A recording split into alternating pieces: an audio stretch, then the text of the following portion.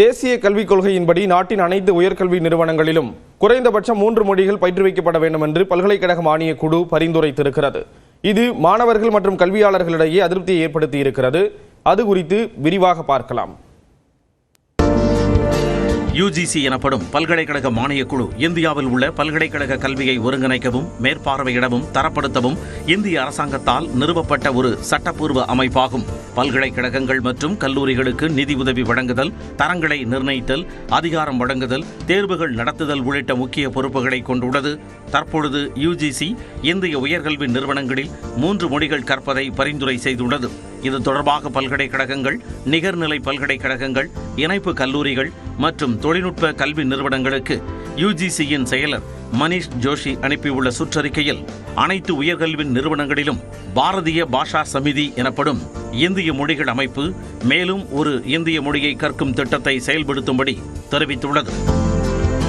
அதாவது அனைத்து கல்வி நிறுவனங்களும் ஒரு உள்ளூர் மொழி மற்றும் பட்டியலிடப்பட்டுள்ள 22 இந்திய மொழிகளில் ஏதேனும் 2 மொழிகள் என 3 மொழிகளை கற்பிக்க வேண்டும். இதனை ஆரம்ப நிலை, இடைநிலை மற்றும் முதன்மை என 3 விதங்களில் வழங்கலாம் என்றும், மாணவர்கள் மட்டுமல்லாது உயர்கல்வி நிறுவனங்களில் பணியாற்றும் ஆசிரியர்கள் மற்றும் ஊழியர்களும் 3 மொழிகளை கற்க வேண்டும் என்றும் UGC கூறியுள்ளது. இந்த திட்டம் மூலம் கூடுதலாக வேறு சில இந்திய மொழிகளை கற்பதை தாண்டி கலாச்சார புரிதலும் ஏற்பட்டு எதிர்காலத்தில் வேலை வாய்ப்புகள் பிரகாசமாகும். படிப்புகளை நேரடி மற்றும் ஆன்லைன் வாயிலாக வழங்க வேண்டும் என்றும் தெரிவிக்கப்பட்டுள்ளது.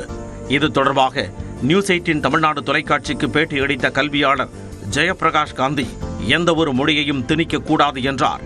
எந்த ஒரு மொழியும் என்ஃபோர்ஸ் பண்ணக்கூடாது, ஃபோர்ஸ் பண்ணக்கூடாது. அதுவும் ஹையர் லெவல் எஜுகேஷன்ல இன்னைக்கு இருக்கிற செயற்கை நுண்ணறிவில் ஒரு லாங்குவேஜை எப்படி வேணா கத்துக்கலாம். அதாவது கத்துக்கணும்னு அவசியம் கூட கிடையாது. அதாவது நம்ம ஈவன் டெலிஃபோன்ல நம்ம ஒரு மொழியில பேசும்போது ஆட்டோமேட்டிக்கா அடுத்த மொழியில டிரான்ஸ்லேட் பண்ற அளவுக்கு இன்னைக்கு AI டூல்ஸ்லாம் வந்துருச்சு. வட இந்தியாவில் தமிழ் கற்றுக் கொடுக்க வசதிகள் இருக்கிறதா எனவும் வினவினார். ஃபர்ஸ்ட் இன்ஃப்ராஸ்ட்ரக்சர் வேணும், கிளாஸ் ரூம் வேணும், டீச்சர்ஸ் வேணும், ஒரு அடிஷ்னல் லாங்குவேஜ்.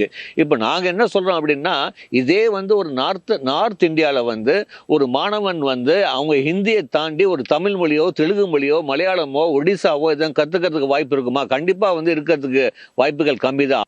தேசிய கல்விக் கொள்கையின்படி பள்ளிகளில் 3 மொழிகளை கட்டாயமாக்கும் திட்டத்திற்கு தமிழ்நாடு, மகாராஷ்டிரா உள்ளிட்ட மாநிலங்களில் கடுமையான எதிர்ப்பு நிலவி வரும் சூழலில் உயர்கல்வி நிறுவனங்களிலும் மும்மொழி கற்பிக்கும் திட்டத்தால் கல்வித்துறையில் சிக்கல்கள் அதிகரிக்க வாய்ப்புள்ளதாக உயர்கல்வி நிபுணர்கள் கவலை தெரிவித்துள்ளனர்.